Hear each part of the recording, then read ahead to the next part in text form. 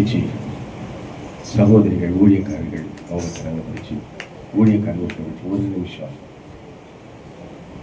மாலை நேர ஊழியர்கள் வந்திருக்கிற உங்களை மனதார சொல்லி ஒரு நிமிஷம் சொல்லி மனதார சுகத்தை கொடுங்க, பலத்தை கொடுங்க, ஆரோக்கியத்தை கொடுங்க, பாதுகாப்பை கொடுங்க, ஊழியத்துல வளர்ச்சியை கொடுங்க, ஆத்துமாக்களை கொள்ளை பொருளாய் கொடுங்க, சொந்த இடங்களை கொடுங்க, இடத்தை வச்சிருக்கவங்களுக்கு கட்ட உதவி செய்யுங்க, குடும்பங்களை ஆசீர்வதிங்க, ஊழியங்களை எடுத்து வல்லமையாய் பயன்படுத்துங்க. ஒருவேளை ஒரு சபை நடத்தி கொடுங்க, அநேக சபைகளை நடத்த எங்களை பயன்படுத்த எங்களுக்குள்ள வரங்கள் செயல்படும், அற்புத வல்லமை வெளிப்படும். ஆண்டவரே ஜெப ஆவி ஊற்றப்படும், அபிஷேகம் ஊற்றப்படும். ஒரு நிமிஷம் எல்லாரும் சேர்ந்து ஒரு நிமிஷம் அன்னைய பாசில ஒரு ரபா ஷக்கர் ரிபா ஷக்கர் ரதனமா நிபாதா ரபா ஷக்கர். நம்ம தேவனை ஆராதிச்சோம், தேவ ஆவியானவர் அசைவாடினார், தேவ ஆவியை அசைவாடினார். நம்ம ஒவ்வொரு மேல அசைவாடு, குடும்பங்கள் அசைவாடு. நிறைய பேர் பண நெருக்கடிகள் மாறும். சொல்லுங்க, கையை பிடிச்சிருக்கிற ஊழியக்காரனுடைய நெருக்கடிகள் மாறட்டும். ஒரு அற்புதம் நடக்கட்டும். ஊழியங்களை ஒரு அடி முன்னேறட்டும், பல அடிகள் முன்னேறட்டும். எங்களை காணுவோம். சொல்லுங்க, கையை பிடிச்சிக்கிற ஊழியக்காரன் காணுவோம். இயேசுவை காணட்டும். ஒரு ரபா ஷகர் வீரபா ஷகர்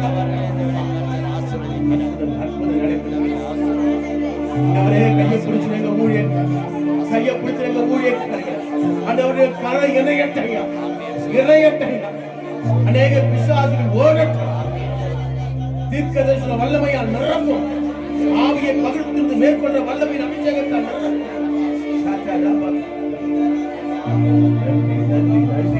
நன்றி. யாரெல்லாம் எங்களை எள்ளி நகையாடி கிண்டல் கேலி பேசினாங்க, தலை வெக்கப்பட்டு வந்தோம், அந்த கரங்களை பிடிச்சு உயர்த்துங்கப்பா, உயர்த்துங்க டாடி, உயர்த்துங்க. சொல்லுங்க, நெருக்கடிகள் மாறட்டும்.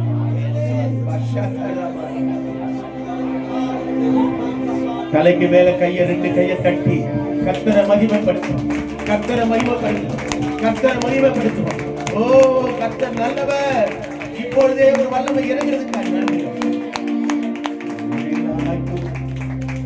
ஆண்டவரே, ரெண்டு கையை உயர்த்தி சொல்லுங்க, என்னை யூஸ் பண்ணுங்க ஆண்டவரே, என்னை யூஸ் பண்ணுங்க சொல்லுங்க.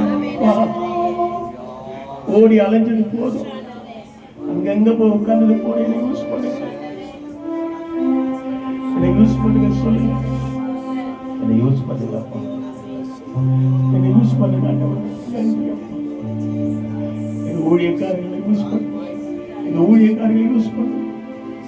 பாரத்தோடு வந்தவர்களுக்கு ஏற்ற வார்த்தைகள் அதிகாலையில் நாங்கள் அதிக நேரம் முழங்காலை முடிக்க செபிக்க, இரவில செபிக்க, உபவாசிக்க, அபிஷேகத்தை ஊற்றுங்கப்பா, எல்கிற மேல ஊற்றுங்கப்பா, ஊற்றுங்கப்பா.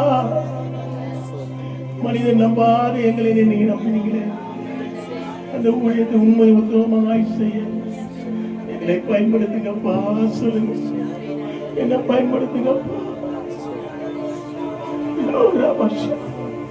தேவ ஆவியான மக்களை அசைவாடிக்கிறது, ஆவியானவர் அசைவாடிக்கிற எத்தனை பேர் உணர்றீங்க?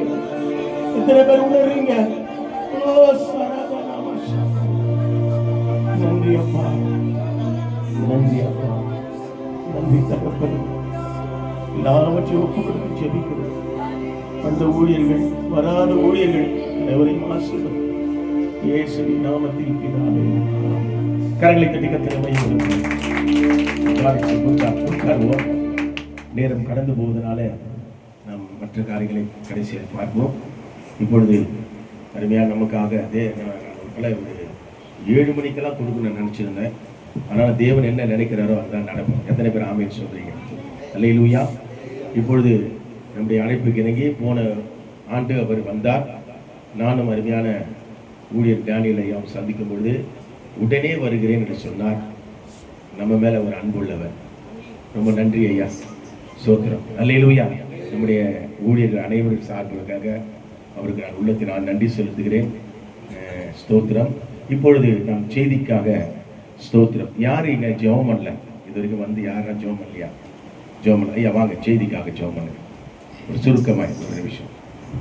அன்பின் பரலோக பிதாவே, நல்ல அருமையான ஆண்டவரே, அருமையான ஊழியக்காரர்கள் மத்தியில் ஆண்டவரை தொடர்ந்து நீங்க நடத்தி கொண்டு வர மாலை நேர ஊழியம் 2வது வாரத்திலே இதன் கிழமையிலே கர்த்தர் வெட்கப்படுத்தாமல் நம்முடைய ஊழியக்கார தாசர்களை குடும்பங்களை வழிநடத்தி வருகிற தேவன் மிஸ்பா இதுவரையிலும் என்ன நடத்தின தேவன் இனிமேலும் நடத்த வல்லவராக இருக்கிறார். ஆண்டவரே, இந்த நாட்டில் இந்த தாசரை தூரத்திலிருந்து ஆண்டவரே நீங்கள் தாமே ஆண்டவரே அப்பா கொண்டு வந்து உங்களுடைய வார்த்தையை கொடுக்கும்படியா நீங்கள் அவர் இடத்துல பேசி வார்த்தை கொடுத்திருக்கிறீர் கர்த்தாவே. ஆண்டவரே, ஆதாமே ஆதாமே என்று கூப்பிட்ட தேவன் இந்த மாலை வாளிலே ஆண்டவரே குளிர்ச்சியான வேளையிலே ஆதாமோடு பேசின தேவன் இன்று எங்களோடு கூட பேசுங்கப்பா. இந்த தாசரை மறைத்து நீங்கள் எங்களுக்கு வெளிப்படும்படியா நாங்கள் செபிக்கிற ஆண்டவரே, எங்கள் கஷ்டங்கள், பாரங்கள், துன்பங்கள், கண்ணீர்கள், வியாதிகள், நோய்கள், ஆண்டவரே தரித்திரங்கள், வறுமைகள், கஷ்டங்கள், பிரச்சனைகள், போராட்டங்கள், பிசாத்திர எல்லா சூழ்நிலும் நாங்கள் இந்த சத்தியத்தை விடலாக ஆண்டவரே, சத்தியத்தை அறிவீர்கள், சத்தியம் உங்களை விடலாக்க சொன்னீரே, உடைய வார்த்தை மூலமா எங்களை விடலாக்க இயேசுவின் நாமத்தில் பிதா. கட்டி வரவேற்போம். அருமையான நம் சார்பாக அவர் நாம் கடப்படுத்த போது பிடிசி விவசாயா வந்து அவருக்கு ஒரு சார்பு எல்லா கரங்களை கட்டுவோமா ஆண்டவருக்காக.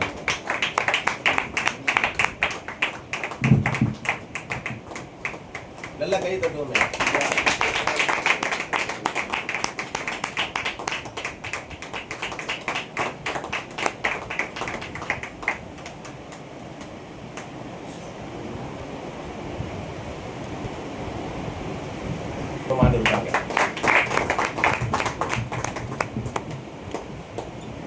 ஒரு இரட்சகருமாயிருக்கிற இயேசு கிறிஸ்துவின் விலையேறப்பட்ட நல்ல நாமத்தில் இந்த மாலை நேர ஊழியர் ஐக்கிய கூடுகையை தலைவராயிருந்து நடத்துகிற பாஸ்டர் அவர்களுக்கும் அதில் உறுப்பினராயிருக்கிற அதில் இணைந்து செயல்படுகிற ஒவ்வொரு தெய்வ ஊழியர்களுக்கும் என்னை மனதார நன்றியை தெரிவிக்கிறேன். இந்த அழைப்பு கொடுத்து உங்கள் மத்தியில் கர்த்தருடைய வார்த்தையை பகிர்ந்து கொள்ளும்படியாக தேவன் எனக்கு தந்த இந்த கிருபைக்காக தேவனை நன்றியோடு ஸ்தோத்தரிக்கிறேன். நிச்சயமாக கர்த்தர் நம்மோடு பேசுவார். அல்லேலூயா. அவர் பேசுகிற தேவனாயிருக்கிறார். ஆமென். நாம் எல்லாரும் ஊழியக்காரர்கள், நிறைய பிரசங்கம் பண்றவங்க இல்லையா? ஆனா இப்படி கூடுகைகளில் போகும் பொழுது நம் வார்த்தை கேட்கும்படியாக கர்த்தர் நமக்கு ஒரு பாக்கியத்தை கொடுக்கிறார். அல்லேலூயா. Praise the Lord. வாசிக்கலாம். வெளிப்படுத்தின விசேஷம் 1ஆம் அதிகாரம் 6வது வசனத்தை நாம் வாசிக்கலாம். வெளிப்படுத்தல் 1ஆம் அதிகாரம் 6வது வசனம்.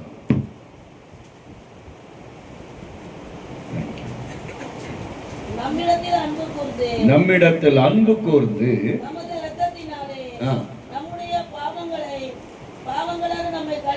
கழுவி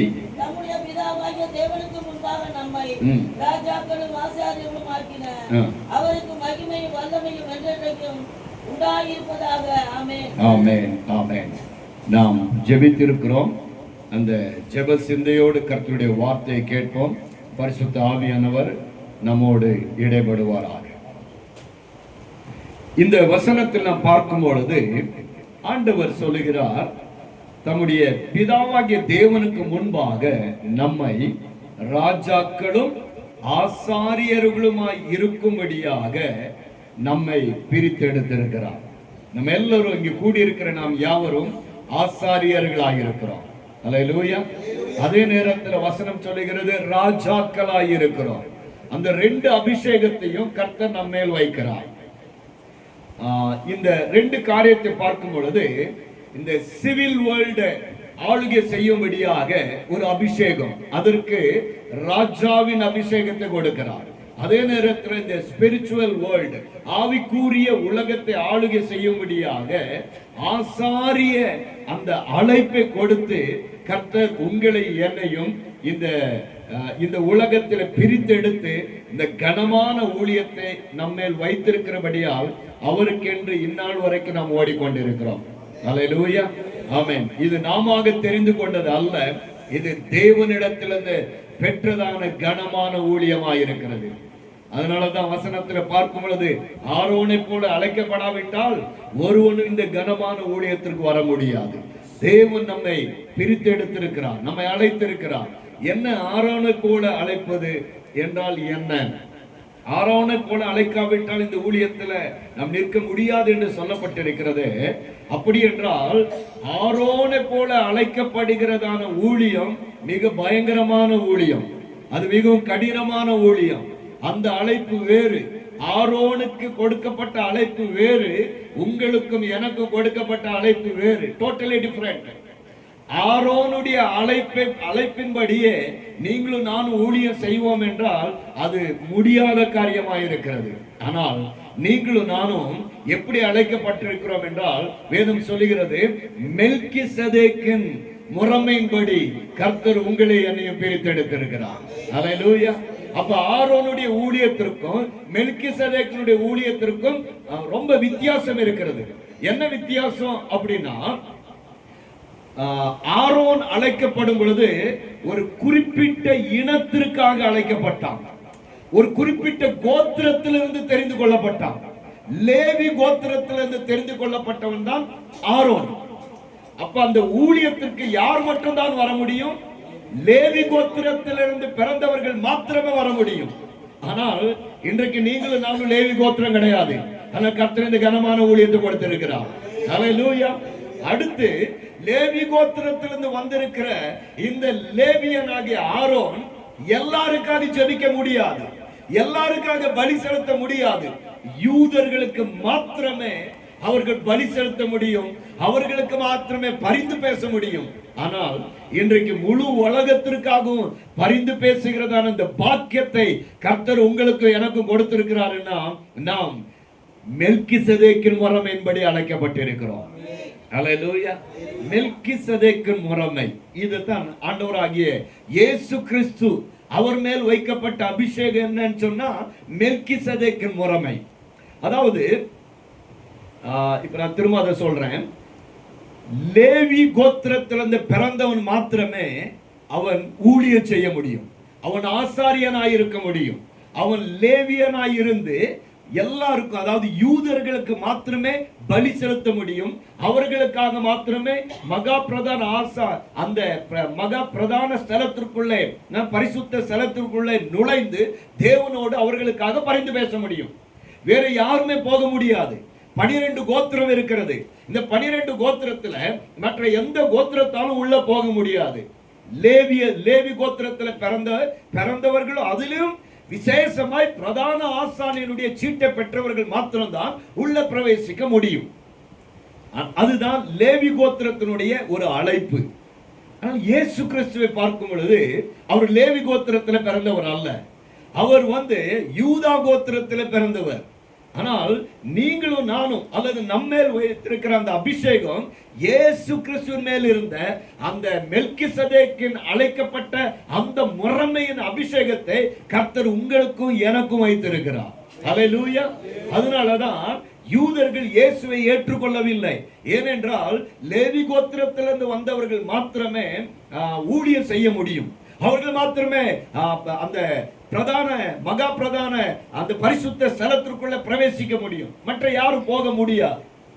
ஆனால் இயேசு அவர் மரித்து உயிர் தெழுந்த பிற்பாடு மகா பிரதான அந்த பரிசுத்த ஸ்தலத்திற்குள்ள அவர் பிரவேசித்தார். அல்லேலூயா. இயேசு 33 வருஷம் இந்த பூமியில ஊழியம் செய்தார். அதாவது பிறந்து வளர்ந்தார். 3 வருஷம் ஊழியம் செஞ்சார். பல தடவை தேவாலயத்திற்கு போனார், பல தடவை எருசலேம் தேவாலயத்துக்கு போனார். ஆனால் தேவாலயத்திற்கு உள்ள அவர் ஒரு நாளும் போனதே கிடையாது. ஏன் போகல தெரியுமா? அவர் லேவி கோத்திரம் கிடையாது. லேவி கோத்திரத்தில் மாத்திரமே உள்ள போக முடியும். ஆனால் இயேசு போகும் பொழுது அந்த ஆலயத்தை சுற்றிலும் இருக்கிற நிறைய மண்டபங்கள் இருக்கு. சாலோமன் மண்டபம், ஆசாரிய மண்டபம், இனி பல மண்டபங்கள் இருக்குது. அங்கே இருந்துதான் அவர்களிடத்தில் வருகிறவர்களுக்கு அவர் உபதேசம் பண்ணுவார். அவர் ஒரு தடவையும் ஆலயத்திற்கு உள்ளே போனது கிடையாது. சரியா? அந்த புறா விற்கிறவர்கள், வியாபாரிகள் எல்லாம் வெளியே தான், பிரகாரத்திற்கு வெளியே தான் இருப்பார்கள். அங்கேதான் ஆலய சுத்திகரிப்பை செய்தார். அவர் உள்ள போனது ஒரு தடவை உள்ள போகவே இல்லை. ஆனால் இயேசு மரித்த பிறகு, மரித்து 3ஆம் நாள் அவர் உயிரோடு எழும்புகிறார். எழுந்த பிற்பாடு அந்த பிரதான ஆசாரியனுடைய பொறுப்பு கிறிஸ்துவின் மேல் வருகிறது. அவர் அந்த முழு உலகத்திற்காக அவர் சிந்தின ரத்தத்தை எடுத்துக்கொண்டு பிதாவினுடைய சன்னிதானத்தில் போய் அதை செலுத்த வேண்டும். அந்த பிதாவினுடைய சன்னிதானம் தான் மகா பரிசுத்த ஸ்தலமாகிய அந்த ஸ்தானமாய் இருக்கிறது. அதனாலதான் உயிர்த்தெழுந்த பிற்பாடு அந்த மரியாள் இயேசுவை தேடி ஓடி வந்தால் அவர் தொட வரும் பொழுது இயேசு சொன்னார், என்னை தொடாதே, நான் இன்னும் உன் பிதாவின் இடத்திற்கும் என் பிதாவின் இடத்திற்கும் நான் ஏறி போகவில்லை என்று அன்னைக்கு காலையில சொல்லுகிறார். ஆனால் சாயங்காலம் வரும் பொழுது சீஷர்களை பார்த்து சொல்லுகிறார், என்னை தொட்டு பாருங்கள். அப்படி என்றால் அந்த காலையில இருந்து மாலைக்குள்ள அவர் செய்த காரியம் என்ன தெரியுமா? முழு உலகத்திற்காக அந்த ரத்தத்தை, பரிசுத்த ரத்தத்தை ஏந்தி கொண்டு பிதாவினுடைய சன்னிதானமாகிய அந்த மகா பரிசுத்த ஸ்தலத்திற்குள்ளே பிரவேசித்து அவர் நமக்காக பலி செலுத்தினார். அதுதான் ஒரே ஒரு தரம் செலுத்தப்பட்ட நித்திய பலியாயிருக்கிறது. அதோடு கூட பலி முடிந்தது. இனி பலி செலுத்த வேண்டிய அவசியம் இல்லை. அந்த அபிஷேகத்தை கர்த்தர் உங்க மேலையும் என் மேலையும் வைத்திருக்கிறார். இதுதான் மெல்கிசேதேக்கின் முறைமையின்படி வருகிறதான அபிஷேகமாயிருக்கிறது. இந்த மெல்கிசேதேக்கு யார்? இவரை பற்றி வேதம் என்ன சொல்லுகிறது? வாசிக்கலாம். எபிரேயர் 7ஆம் அதிகாரம் 2வது வசனத்தை வாசிக்கலாமா? 1ஆம் வசனத்தை வாசிக்கலாம். இந்த மெல்கிசேதேக்கு சாலமோன் ராஜாவும் உன்னதமான தேவனுடைய ஆசாரியனுமாய் இருந்தான். ராஜாக்களை முறியடித்து வந்த ஆபிரகாமுக்கு இவன் எதிர்கொண்டு போய் அவனை ஆசீர்வதித்தான். இவனுக்கு ஆபிரகாம் எல்லாவற்றிலும் தசமமாக கொடுத்தான். இவனுடைய முதற் பேராகிய மெல்கிசேதேக்கு என்பதற்கு நீதியின் ராஜா என்றும், பின்பு சாலேமின் ராஜா என்பதற்கு சமாதானத்தின் ராஜா என்று அர்த்தமாம். அடுத்த வசனம் வாசிங்க. தகப்பனும் தாயும் வம்ச வரலாறு இல்லாதவன். இவன் நாட்களில் துவக்கமும் ஜீவனின் முடிவுடைய இராமல் தேவனுடைய குமாரனுக்கு ஒப்பானவனாய் என்றென்றைக்கும் ஆசாரியனாக நிலைத்திருக்கிறான். சரி, இங்கே மெல்கிசேதேக்கு குறித்து நாம் பார்க்கிறோம். யார் இந்த மெல்கிசேதேக்கு? ஒரு ராஜா, தாய் தகப்பன் இல்லாதவன். அடுத்து வம்ச வரலாறு இல்லாதவன், துவக்கம் கிடையாது, முடியும் கிடையாது. அப்படி ஒரு ஆளை பார்த்துருக்கீங்களா யாராச்சும்? நம்ம யாராச்சும் பார்த்துருக்கோமா? தாயும் தகப்பனும் கிடையாது, வம்ச வரலாறும் கிடையாது, துவக்கமும் கிடையாது, முடிவும் கிடையாது. அப்படி யாராச்சும் இருக்கிறோமா? பிதாவாகிய தேவன். சரி, அவரை ஏன் அவன் அவன் அவன் சொல்லியிருக்கு? நம்ம அவரை போயிட்டு அவன் இவன் பேச முடியுமா? சரி, இயேசு கிறிஸ்துவே எடுத்துக்கோங்களேன், அவரை அவன் இவன் பேச முடியுமா? முடியாது. ஆனா பரிசுத்த வேதமே அவரை குறித்து சொல்லும் போது என்ன சொல்லியிருக்கு? அவன் அவன் அவன் அவன் தான் போகுது இல்லையா? சரி, அப்படி என்றால் அந்த அவன் யார்? அந்த அவன் யார்? நம்ம சொல்ல போனா ஆதாம் எடுத்துக்கலாம். ஆதாமுக்கு என்ன கிடையாது? தாய் தகப்பன் கிடையாது, வம்ச வரலாறு கிடையாதா? இருக்கு. ஆதியாகமம் 5 எடுக்க வேண்டாம். ஆதியாகமம் 5ஆம் அதிகாரம் ஆதாமின் வம்ச வரலாறு இருக்கு.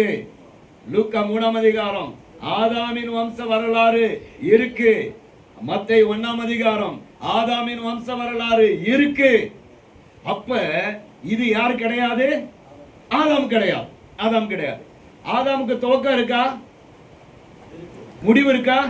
இருக்கு. அப்ப இங்க சொல்லப்பட்டிருக்கிற நபருக்கு துவக்கம் கிடையாது, முடிவும் கிடையாது இல்லையா? அப்படின்னு யார் இவர்? சரி, இங்கே 1ஆம் வசனத்துல பார்க்கும் பொழுது இந்த மெல்கிசேதேக்குக்கு சாலமோன் ராஜாவும் உன்னதமான தேவனுடைய ஆசாரியனுமாய் இருந்தான். ராஜாக்களை முறியடித்து வந்த ஆபிரகாமுக்கு இவன் எதிர்கொண்டு போய் அவனை ஆசீர்வதித்தான். அப்ப அவரை சொல்லும் போது அவன் அவன் அவன் சொல்லப்படும் பொழுது அவர் யாரா இருக்கணும்னு புரிஞ்சுக்கலாம்னா ஒரு மனிதனாய் இருக்கிறார். சரியா? முதலாவது அதை புரிந்து கொள்ளலாம். மெல்கிசேதேக் இது எபிரேய ஒரு வார்த்தை. மேலக் என்று சொன்னால் ராஜா, ஜடேக் என்று சொன்னால் நீதி. மேலக் ஜடேக் இது எபிரேய வார்த்தை. இந்த எபிரேய மேலக் ஜடேக் என்கிறதான எபிரேய பெயரை தமிழில் மொழிபெயர்க்கும் பொழுது மெல்கிசேதேக் அப்படின்னு பேர் வச்சுட்டாங்க. வேற ஒண்ணும் கிடையாது. மேலக்குன்னா ராஜா, சடேக் என்றால் நீதி. அதாவது ஒரு ராஜா அந்த நாட்கள்ல இருந்தார். அந்த ராஜா நீதியாய் ஜனங்களை நடத்தினார். நீதியாய் நடத்தினதனால அவருக்கு பேர் வச்சாங்க. என்ன பேரு? நீதியின் ராஜா. அதே நேரத்துல ஜனங்களை சமாதானமாய் நடத்தினார். அதனால அவருக்கு ஒரு பேர் வச்சாங்க, சமாதானத்தின் ராஜா. புரிஞ்சா? ரெண்டு பேரும் ஒருத்தருக்கு ரெண்டு பேரு. ஒன்னு சமாதானத்தின் ராஜா, சாலமின் ராஜா, இன்னொன்னு நீதியின் ராஜா, அதான் மெல்கிசேதேக். இப்படி பேர் வைத்தார்கள். இந்த உலக சரித்திரத்திலேயே இவர் மட்டும்தான் இந்த ரெண்டு பொறுப்பையும் சரியாக நடத்தினவர். ஜனங்களை நீதியாகவும் அரசாண்டார், அதே நேரத்தில் சமாதானமாகவும் நடத்தினார். இவர் யார் என்றால், அதாவது நமக்கு இருக்கிற புஸ்தகம் இந்த வேத புத்தகம் மட்டும்தான், இதில் இருக்கிற ரெஃபரன்ஸ் மட்டும்தான் நமக்கு இருக்கிறது. ஆனால் யூதர்களுக்கு Mishnah, Talmud, book of Jasher, book of Enoch, இன்னும் பல புத்தகங்கள் இருக்கு. அதுல புக் ஆஃப் யாசேர்னு ஒரு புஸ்தகம் இருக்கு. அது நீங்க யோசுவாவிலும் நாளாகமத்திலும் எழுதி இருக்கும். இதில் இருக்கிற மற்ற சங்கதிகள் யாசேரின் புஸ்தகத்தில் அல்லவோ எழுதி இருக்கிறது. இந்த யாசேரின் புஸ்தகத்துல என்ன இருக்கு அப்படின்னா, நோவாவுக்கு 3 பிள்ளைகள்.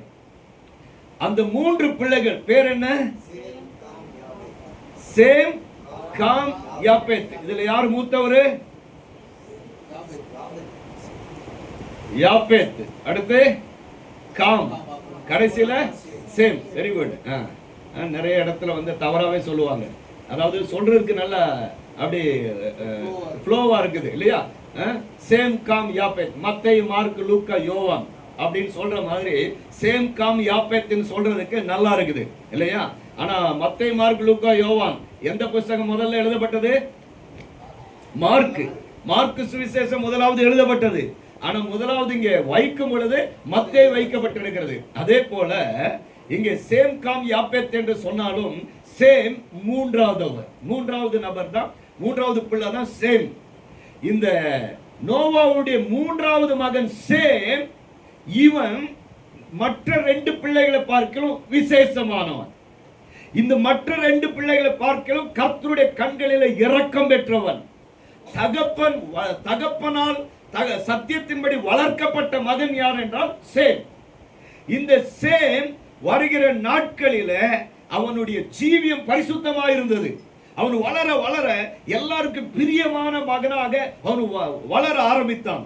அந்த நாட்களிலே தான் இப்பொழுது நமக்கு ராஜாக்களை ஏற்படுத்துவோம் என்று சொல்லி ஜனங்கள் பிரயாசப்பட்டு யாரை ராஜாவாக ஏற்படுத்தலாம் என்று சொல்லி அவர்கள் பார்க்கும் பொழுது இந்த சேமை கண்டுபிடித்தார்கள்.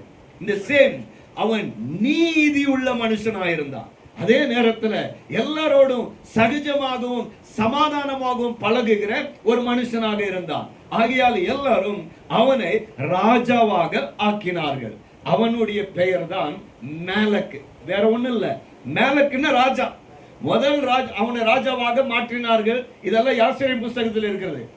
அந்த மேலக் ஜடேக் தான் மெல்கிசேதேக் என்று சொல்லி நம்ம வாசிக்கிறோம். அவர் யாருன்னா வேற யாரும் கிடையாது, நோவாவுடைய 3வது மகன். சரி, இப்ப மெல்கிசேதேக் யாருன்றது நமக்கு புரிஞ்சிருச்சு. இப்ப நான் 3ஆம் வசனத்துக்கு நம்ம பதில கண்டுபிடிக்கலாம். Yes please.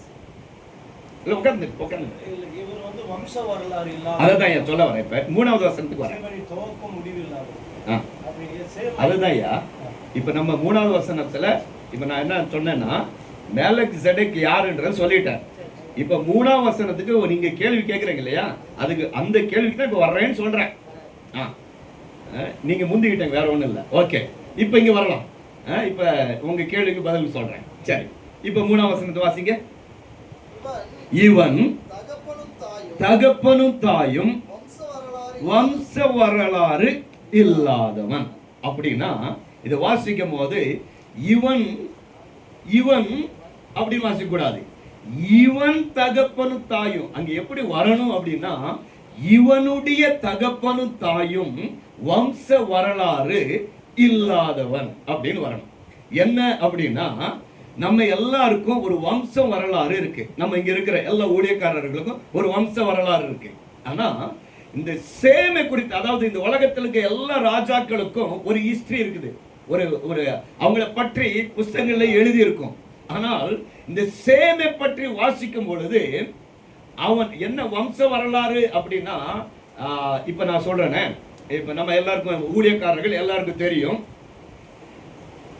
ஒரு ஒரு ராஜாவா, ஒரு நாட்டுக்கு ராஜாவா இருக்கணும் அப்படின்னு வேதத்தின்படி நான் சொல்றேன். ராஜாவா இருக்கணும்னா அவங்க அப்பா யாரா இருக்கணும்? ராஜாவா இருக்கணும். அப்பா ராஜாவா இருந்தாதான் குமாரன் ராஜாவாக முடியும். அதே போல ஒருவன் ஆசாரியனா இருக்கணும்னா அவன் தகப்பன் யாரா இருக்கணும்? ஆசாரியனா இருக்கணும். சும்மா எல்லாரையும் வைக்க மாட்டாங்க. அவங்க அப்பா ராஜாவா இருக்கணும், அவன் ராஜ வம்சத்துல வருவான். அவங்க அப்பா ஆசாரியனா இருக்கணும், அந்த ஆசாரிய வம்சத்துல தான் அடுத்த ஆசாரியன் வருவான்.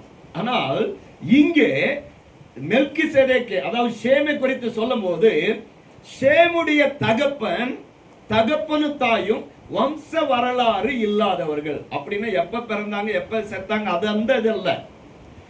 என்ன வம்சம் என்ன வரலாறு அப்படின்னா, இவங்க ராஜ வம்சமும் கிடையாது, ஆசாரிய வம்சமும் கிடையாது.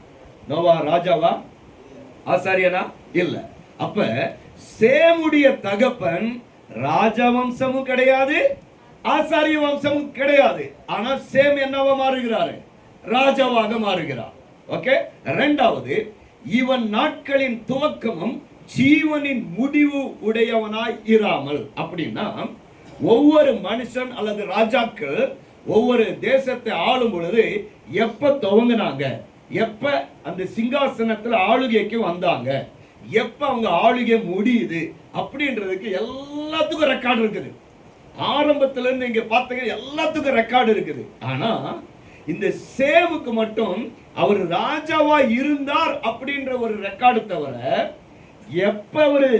எப்ப எந்த காலகட்டத்திலிருந்து எந்த காலகட்டத்து வரைக்கும் அவர் ராஜாவாக இருந்தார் என்பதற்கு ரெக்கார்டு இல்லை. அதனாலதான் அதை சொல்லியிருக்கு, இவனுடைய நாட்களின் தொகை பிறப்பு சாவும் அல்ல, சிங்காசனத்தில் உட்கார்ந்த துவக்கமும் அதனுடைய முடிவும் இல்லாதவன். சரி, அடுத்து என்ன இருக்குன்னா, தேவனுடைய குமாரனுக்கு ஒப்பானவனாய் இருக்கிறான். இந்த வார்த்தை நமக்கு கொஞ்சம் நெருடலா இருக்கும் இல்லையா? தேவனுடைய குமாரனுக்கு ஒப்பானவன். இது ஏன் சொல்லி இருக்கு இந்த வார்த்தை அப்படின்னா, நான் ஏற்கனவே சொன்னதுக்கு திரும்ப சொல்றேன். ஒருவர் ராஜாவா இருக்கணும்னா அவங்க அப்பா என்னவா இருக்கணும்? ராஜாவா இருக்கணும். ஒருவர் ஆசாரியனா இருக்கணும்னா அவங்க அப்பா என்னவா இருக்கணும்? ஆசாரியனா இருக்கணும். ஆனா இந்த உலகத்திலேயே ஆண்டவராகிய இயேசு கிறிஸ்து இருக்கிறார், தேவனுடைய குமாரனுக்கு ஒப்பானவன். எப்படின்னு சொல்ற? ஆண்டவராகிய இயேசு கிறிஸ்து அவங்க அப்பா யாரு கிடையாதுன்னா ராஜா கிடையாது, அவங்க அப்பா ஆசாரியனும் கிடையாது. இயேசு கிறிஸ்துவோட அப்பா ராஜாவா இல்ல, அவர் ஆசாரிய வம்சத்துல வந்தவரா இல்ல, ரெண்டும் இல்ல. யூதா கோத்திரம், அதனால புரிஞ்சுக்கணும். ராஜ வம்சமும் கிடையாது, ராஜ கோத்திரமும் கிடையாது. ஆனால் அவர் ஆசாரியனாகவும் இருந்தார், அவர் ராஜாவாகவும் இருந்தார். அல்லேலூயா. அதுதான் இந்த ஷேமை குறித்து சொல்லும் போது தேவனுடைய குமாரனுக்கு ஒப்பானவர் அப்படின்னா அவருக்கு ஈக்குவலான பொசிஷனை சொல்லல. அது என்ன சொல்லுதுன்னா, அவர் அதாவது இயேசு கிறிஸ்துவை போலவே இவருக்கும் என்ன இல்லைன்னா, அதாவது அவங்க அப்பா ராஜாவும் கிடையாது, ஆசாரியனும் கிடையாது. ஆனால் அவர் ராஜாவாகவும் இருந்தார், ஆசாரியராகவும் இருந்தார். விளங்குச்சாயா?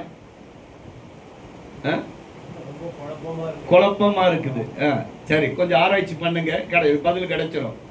அதாவது நம்ம எப்ப என்ன பழகிட்டோம், நமக்கு எப்படி பழகிட்டோம்னா, இந்த வசனத்தை பார்த்த உடனே ஒண்ணு பிதா, இல்ல இயேசு, இல்ல ஆவியானவர், இவரை தவிர நமக்கு வேற பக்கம் போக மாட்டேது. சரி, நீங்க எங்கனாச்சும் இந்த அதாவது வேதம் பிதாவை குமாரன பரிசுத்தாவியான தரைக்குறைவா பேசுனதா வேதத்துல எங்கனாச்சும் காட்டுங்க ஒரு இடத்துல? அவரு தான் வரும், அவரு தான் வரும். அவர் கனமான வார்த்தையை தான் சொல்லி இருக்கும். அப்ப பரிசுத்த ஆவியானவர் இயேசுவை குறித்தோ பிதாவை குறித்தோ ஆவியானவரை குறித்தோ அப்படி எழுதுவதற்கு வாய்ப்பு இருக்குதா? இல்ல. சரி, இப்ப பாருங்க, இந்த மெல்கிசேதேக்கு, அதனாலதான் பாருங்களேன், சங்கீதம் 110:4 வாசிங்க. சங்கீதம் 110:4.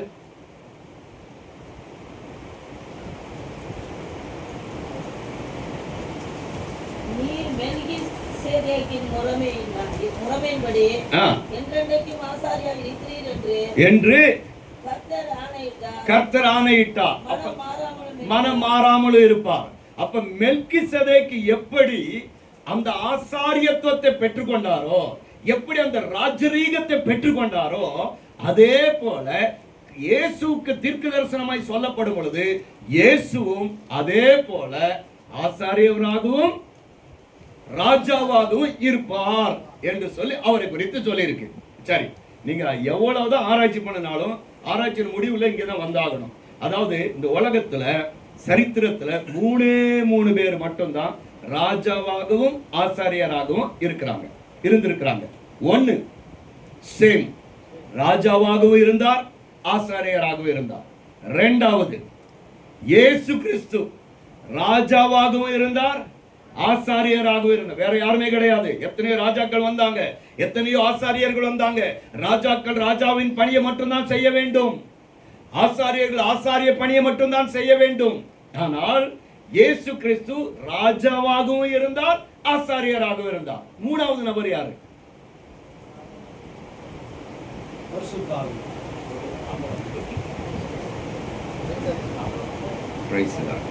இப்பதானே வாசிச்சோம் 1ஆம் அதிகாரம் 6ஆம் வசனத்துல என்ன வாசிச்சோம்? அது இருக்கட்டையா, நான் என்ன கேட்டேன் அப்படின்னா, சேம் ராஜாவாகவும் இருந்தார், ஆசாரியராகவும் இருந்தார். இயேசு கிறிஸ்து ராஜாவாகவும் இருந்தார், அதான் ஒரே ஆளு டியூவல் அந்த ஜாப் செய்யறது. புரிஞ்சுங்களா? 2 பொறுப்பு. மூணாவது ஒரு நபர் யாருன்னா, வெளிப்படுத்தல் விசேஷம் 1ஆம் அதிகாரம் 6ஆம் வசனத்துல நீங்க பாத்தீங்கன்னா ஆரோக்கியராஜ்னு ஒரு பேர் இருக்கும். அவர் வேற யாரும் இல்லை, நான் தான். நீங்க உங்க பேரை சொல்லிக்கணும், சரியா? என்ன சொல்லியிருக்குன்னா, அவருடைய ரத்தத்தினாலே நாம் கழுவப்பட்டிருக்கிறோம், உங்களையும் என்னையும் ஆண்டவர் ராஜாக்களாகவும் ஆசாரியராகவும் அபிஷேகம் பண்ணி இருக்கிறார். ஹல்லேலூயா. இந்த கிருபை நம்ம நாட்டுல பிரதமரா இருக்கிற மோடிக்கு கொடுக்கப்படல. இந்த கிருபை முதலமைச்சர் ஸ்டாலின் கொடுக்கப்படல, இல்ல ட்ரம்ப் கூட கொடுக்கப்படல. உங்களுக்கும் எனக்கும் கொடுத்திருக்கிறாருன்னா அவர்களை பார்க்கலும் மேலான ஸ்தானத்தில் கர்த்தர் நம்மை வைத்திருக்கிறார். எத்தனை பேர் ஆமென் சொல்ல முடியும்? ஹல்லேலூயா. அதனாலதான் we are precious, we are peculiar. நாம் பிரித்தெடுக்கப்பட்டவர்கள். நாம் அவருடைய சன்னிதானத்தில் நிற்கும்படியாக பிரித்தெடுக்கப்பட்ட ஒரு ஆசாரியர்களாக, லேவியர்களாக கர்த்தர் நம்மை அழைத்திருக்கிறார். ஹல்லேலூயா. அதனாலதான் நமக்கு அந்த 2 அதிகாரத்தை கொடுத்து நம்ம சபையில வச்சிருக்கிறாரு. நமக்கு கீழே இருக்கிறவங்க எல்லாம் நமக்கு கீழ்ப்படுகிறாங்களா அல்லது கட்டுப்படுறாங்களா? நம்முடைய வார்த்தைக்கு அவங்க செயல்படுறாங்களா? இருக்கா இல்லையா? இருக்கு. ஏன் அப்படின்னா ராஜாவின் அபிஷேகம் நம்ம மேல இருக்குது. ஜனங்கள்லாம் ஆராதனை முடிஞ்ச பிறகு நம்மளை பார்த்து ஜெபிங்க, என்ன பண்ண, நம்ம கிட்ட எனக்காக ஜெபம் பண்ணுங்க அப்படின்னு நம்ம முன்னாடி தலையை கொடுக்குறாங்களா? ஏன் நம்ம கிட்ட தலையை கொடுக்குறாங்க அப்படின்னா, நம்ம ஒண்ணு கிடையாது. நம்ம யாருன்னா கழுத. ஆனா நம்ம மேல ஒரு அபிஷேகம் இருக்குது. அந்த அபிஷேகம் ஆசாரிய அபிஷேகம். அந்த அபிஷேகத்தினாலதான் ஜனங்கள் நம்மிடத்துல வருகிறார்கள். அதனாலதான் அந்த வசனம் சொல்லுகிறது, நம்மை ராஜாக்களாகவும் ஆசாரியர்களாகவும் கர்த்தர் நம்மை பிரித்தெடுத்திருக்கிறார். அவர் தெரிந்து கொண்டிருக்கிறார். ஹல்லேலூயா. இது பாக்கியமான ஒரு அழைப்பு. வேதத்துல நாம் பார்க்கும் பொழுது அந்த லேவி கோத்திரத்தில் தெரிந்து கொள்ளப்பட்ட ஒரு ஆசாரியன் யார் என்றால் ஆரோன் லேவி கோத்திரத்தில் தெரிந்து கொள்ளப்பட்ட ஒரு ஆசாரியன். ஆண்டவர் இஸ்ரவேல் ஜனங்களை மீட்கும்படியாக முதலாவது யார்கிட்ட சொன்னார் தெரியுமா? யார்கிட்ட சொன்னார் தெரியுமா? நம்ம எல்லாம் மோசே கிட்ட நினைக்கிறோம், ஆனா மோசே கிட்ட சொல்லல. மோசே கிட்ட சொல்ல அந்த வார்த்தையை சொல்றதுக்கு முன்னாடி கர்த்தர் ஆரோன் இடத்துல சொன்னார். வசனம் இருக்கு, வாசிங்க.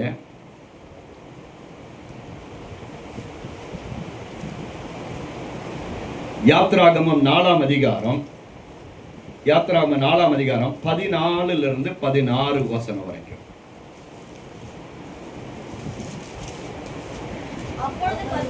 அப்பொழுது கர்த்தர் மோசேயின் மேல் கோபம் உண்டவராகி, லேவியனாகிய ஆரோன் உன்னுடைய சகோதரன் அல்லவா, அவன் நன்றாய் பேசுகிறவன் என்று அறிவேன், அவன் உன்னை சந்திக்க புறப்பட்டு வருகிறான், உன்னை காணும் போது அவனுடைய இருதயம் மகிழும், நீ அவனோட பேசி வாயில் வார்த்தைகளை போடு,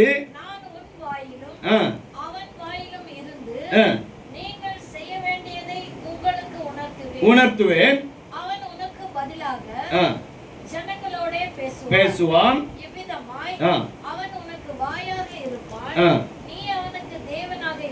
ஆமென்.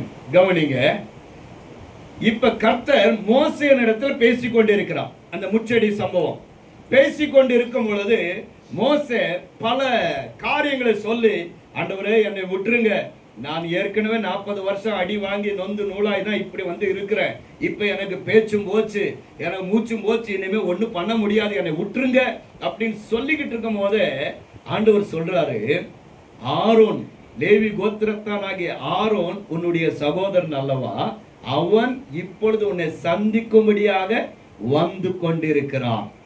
ஏன் வர்றான்? யார் அனுப்புறது? அவனை கர்த்தர் அனுப்புறார். கர்த்தர் அனுப்புறார். போ, மோசேக்கு நீ வாயா இருக்க வேண்டும், அதற்காக நீ போ என்று சொல்லி அவனை அங்கிருந்து புறப்பட பண்ணின பிறகுதான் கர்த்தர் அந்த மோசேயின் இடத்திலேயே பேச ஆரம்பிக்கிறார். இப்ப பாருங்க, மோசே ஆரோன் 2 பேரும் சகோதரர்கள், ஒரே சகோதரர்கள் 2 பேரும் ஒரே தகப்பன் தாய்க்கு பிறந்தவர்கள். ஆனால் வேதம் மோசேயை உயர்த்தி உயர்த்தி உயர்த்தி வைத்து பேசும். ஆனால் இந்த லேவியனாகிய இந்த ஆரோனை குறித்து சொல்லும் போது மேன்மையை சொல்லவே சொல்லாது. இன்னொரு வசனத்தை பாருங்களேன், ஆச்சரியமா இருக்கும். ஆதி யாத்ராகமம் 2ஆம் அதிகாரம் 1ஆம் வசனம் 2ஆம் வசனம்.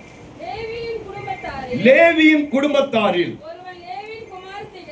ஒருவன் லேவியின் குமாரத்திகளில் ஒருத்தியை விவாகம் பண்ணினான்.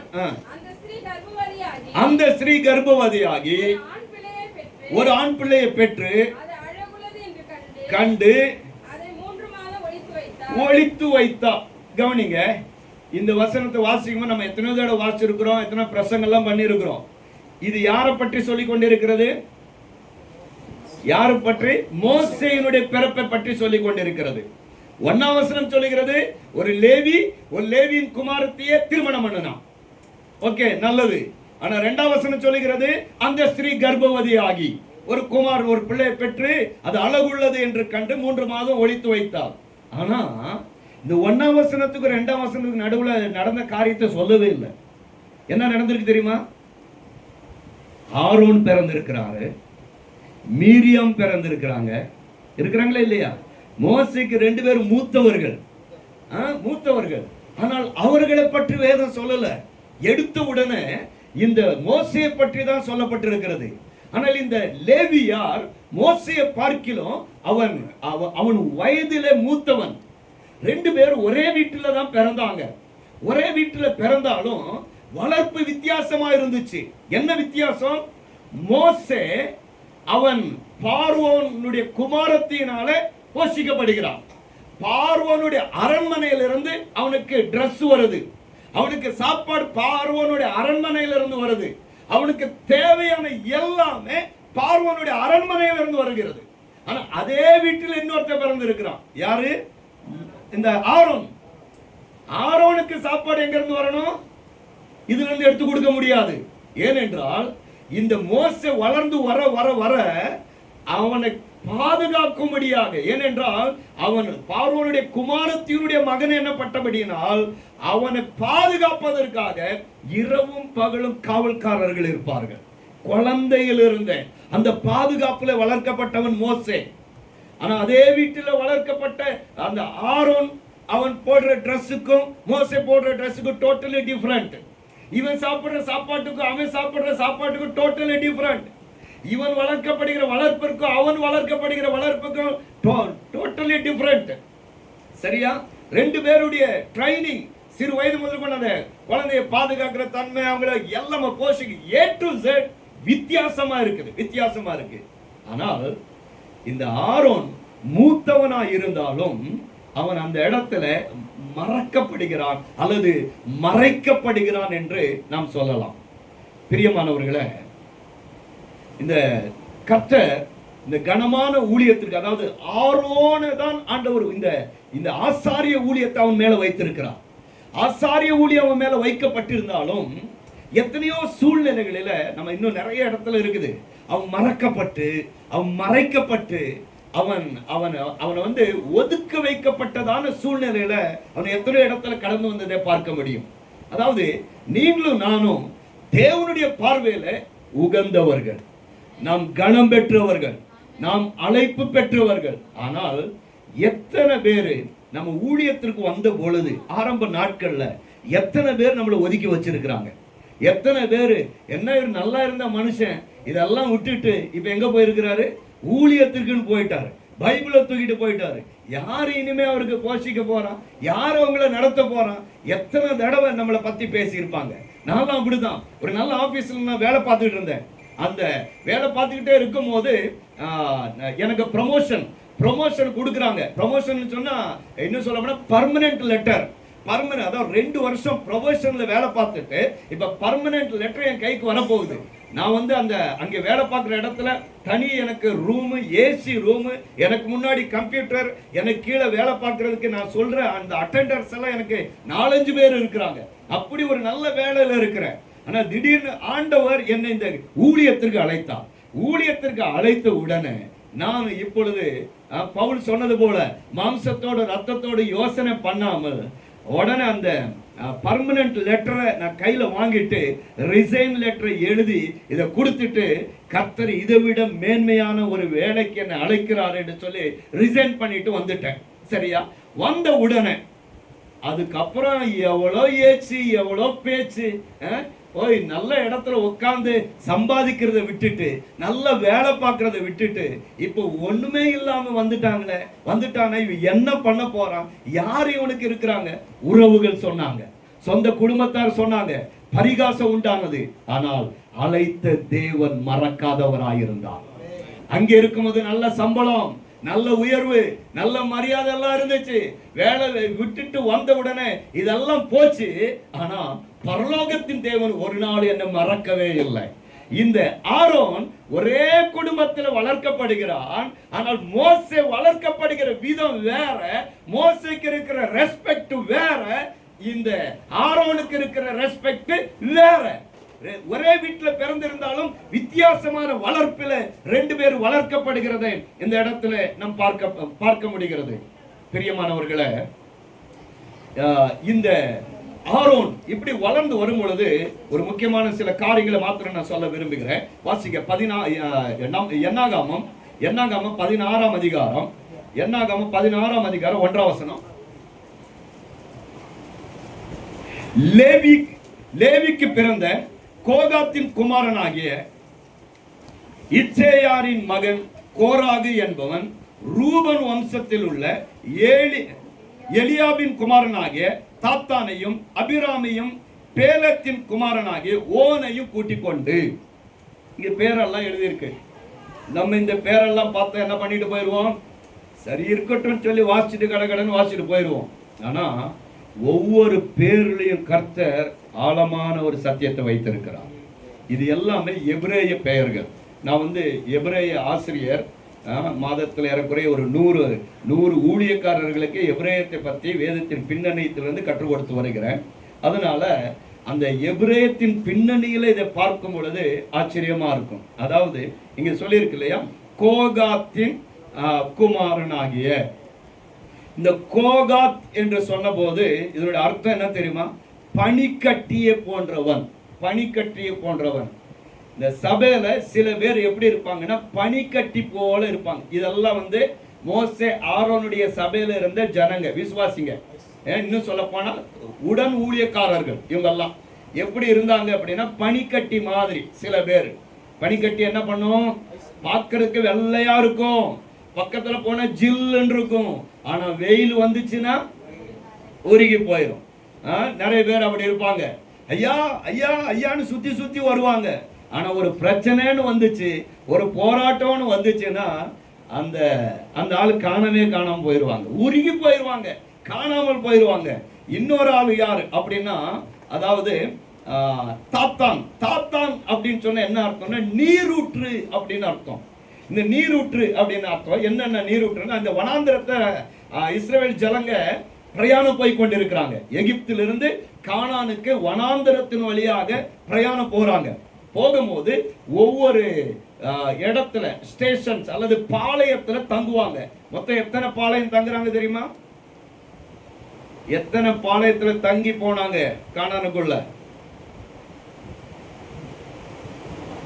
எடுக்க வேணாம், என்னாகாம 33 அதிகாரத்துல இருக்கு. வீட்டுல போய் 1ல இருந்து கடைசி வரைக்கும் வாசிக்குவாங்க. 42 பாளையத்துல தங்கினாங்க. ஒவ்வொரு இடத்துல, அதாவது ஒவ்வொரு இடத்துல தங்கும் போது ஏதோ தங்கிட்டு போனாங்க அப்படின்னு வாசிக்க கூடாது. ஏன் கர்த்தர் அங்கே தங்க வைத்தார்? அந்த இடத்தினுடைய பெயர் என்ன? அந்த இடம் அவர்களுக்கு என்ன பாடத்தை கற்றுக் கொடுத்தது?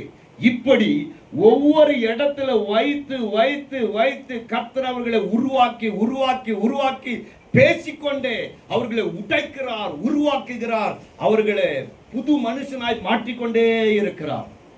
இப்படித்தான் 42 ஸ்டேஜ்ல கர்த்தர் அவர்களை கொண்டு போனார். சரியா?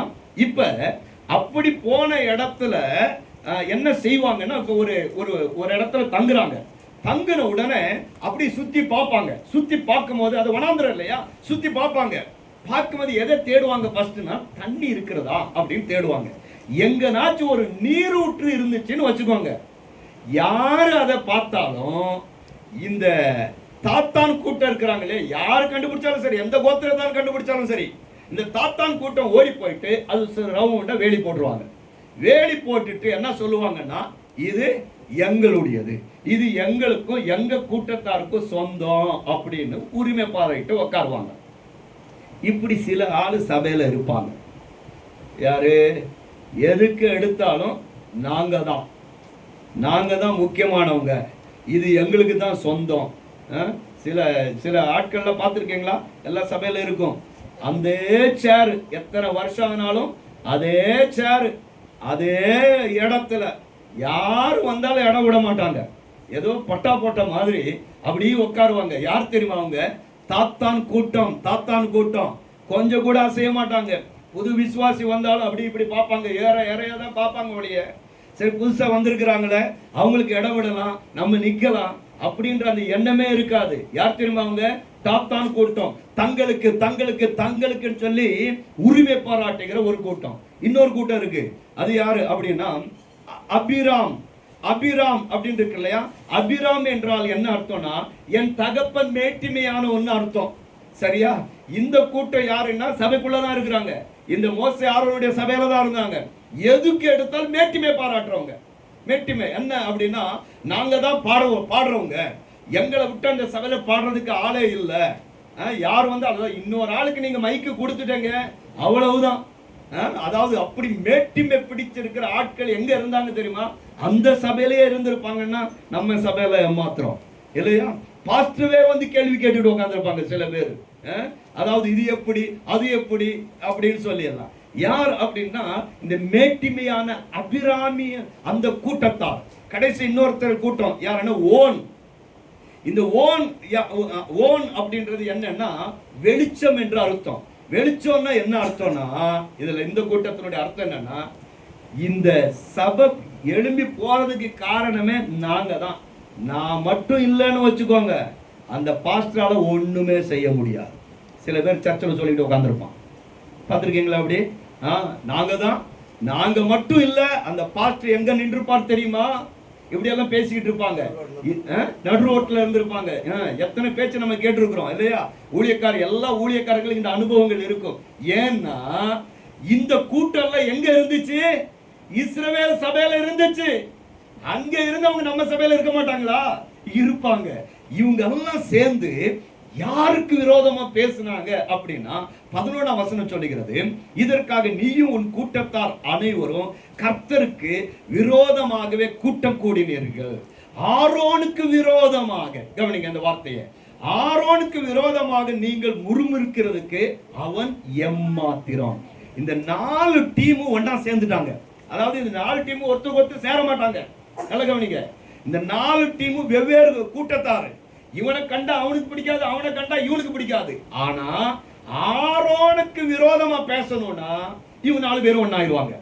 இந்த நம்ம சதுசேயர், பரிசேயர், இவங்க எல்லாம் இருந்தாங்க இல்லையா?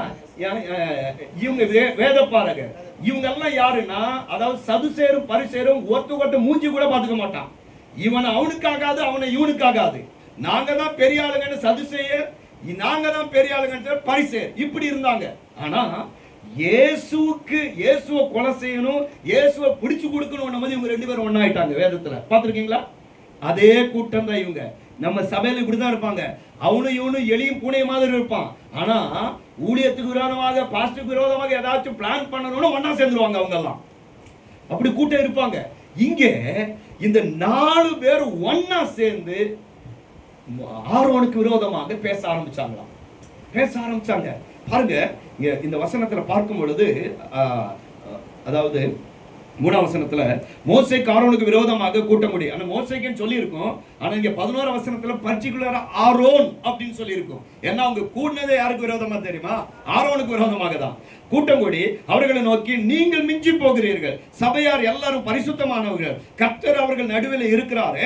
இப்படி இருக்க கர்த்தருடைய சபைக்கு மேலாக உங்களை ஏன் உயர்த்துகிறீர்கள்? யாரை பார்த்து கேட்கிறாங்க? சீஃப் பாஸ்டரை பார்த்து. கூட இருக்கிற அசிஸ்டன்ட் எல்லாம் ஒன்னா சேர்ந்துக்கிட்டு சொல்றாங்க. ஏன்னா அவங்களுக்கும் இப்ப 4 வசனம் தெரியும். நான் இன்னைக்கு காலம் நமக்கு தெரியுது இல்லையா? 4 வசனம் தெரிஞ்சுட்டு அவர் யாரு? அடுத்த பாஸ்டர். நேற்று தான் ஒருத்தர் சொல்லிக்கிட்டு இருந்தாரு, ஒரு சபைக்கு யாரு போனாலும் அந்த பாஸ்டர் என்ன சொல்றாரு, ஐயா உங்களுக்கு நான் ஆர்டினேஷன் கொடுத்துட்றேன், நீங்க வேணா நாளைக்கு புதுசா வர ஒரு ஆத்மா கொண்டு போய் விடுங்களேன், அடுத்த வாரம் அவர் பிஷப் ஆயிடுவார். அந்த சர்ச்சில் அவர் சொல்லிக்கிட்டு இருக்கிறார். நீங்க நேற்று சொல்லிட்டு அவர் வேதனைப்படுறாரு. அந்த சபையில இருந்து வந்த ஒருத்தர் அவர் சொல்றாரு, எனக்கு ஆர்டினேஷன்னா என்னன்னு தெரியாது, பாஸ்டர்னா என்னன்னு தெரியாது, அவர் என்னைய கூப்பிட்டு உங்களுக்கு அபிஷேகம் பண்ணி பிஷப் ஆக்குறேன்னு சொல்லிக்கிட்டு இருக்கிறாராம்.